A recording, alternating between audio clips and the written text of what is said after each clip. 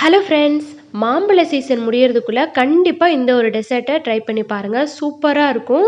ஈஸியா செஞ்சிரலாம். டேஸ்ட்டும் சூப்பரா இருக்கும். ட்ரை பண்ணி பாருங்க. இப்போ ஒரு ஜார்ல பாலாடை சேர்த்துக்கிறேன். நீங்க பாலாடை இல்ல அப்படின்னா, வீட்ல பால் இருக்கும் இல்லையா? அதில லெமன் போட்டு பிழிஞ்சு நீங்க கொதிக்க விட்டீங்கன்னா திரிஞ்சு வந்துரும். அத மிக்ஸி ஜார்ல சேர்த்துட்டு, நல்லா கொஞ்சம் தண்ணி ஊத்தி இந்த மாரி அரைச்சு எடுத்துக்கோங்க. நான் பாலாடை எடுத்து வச்சிருந்தேன். அதில ஒரு 4 டேபிள் ஸ்பூன் அளவுக்கு சேர்த்துக்கிறேன். இப்ப நல்லா அரைச்சதுக்கு அப்புறமா ஒரு முழு மாம்பழத்தை இதை கட் பண்ணி சேர்த்துட்டு, இது கூடயே 2 ஸ்பூன் அளவுக்கு பால் பவுடர் சேர்த்துக்கிறேன்.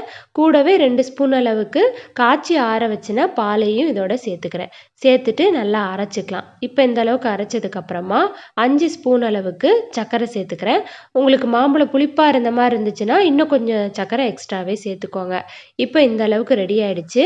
இது கொஞ்சம் கட்டியா இருக்கிறதுனால நான் இன்னும் ஒரு 2 ஸ்பூன் அளவுக்கு பால் சேர்த்துக்கிறேன்.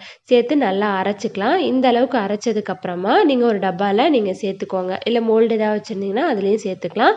நான் ஐஸ்கிரீம் டப்பா இருந்ததுனால அதோடய சேர்த்துட்டு மூடி வச்சுட்டு ஃப்ரீசர்ல வச்சறேன். ஒரு 4 மணி நேரம் வச்சா போதும்.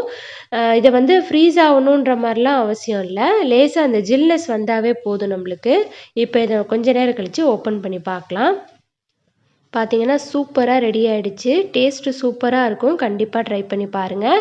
ரசித்து சமைங்க, ருசித்து சாப்பிடுங்க. இந்த வீடியோ பிடிச்சிருந்தா லைக் பண்ணுங்கள், ஷேர் பண்ணுங்கள், சப்ஸ்கிரைப் பண்ணுங்கள். தேங்க்யூ.